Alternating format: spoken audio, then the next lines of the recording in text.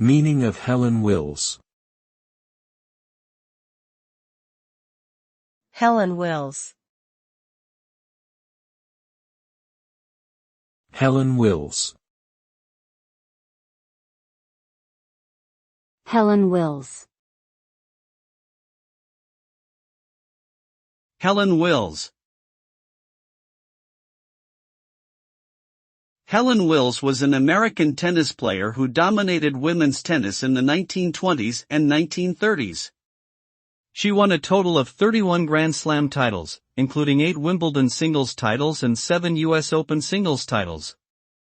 Wills was known for her stylish and athletic play, as well as her intense concentration and mental toughness on the court.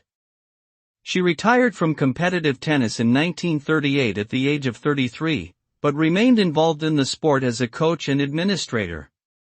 Helen Wills is widely regarded as one of the greatest and most influential players in tennis history.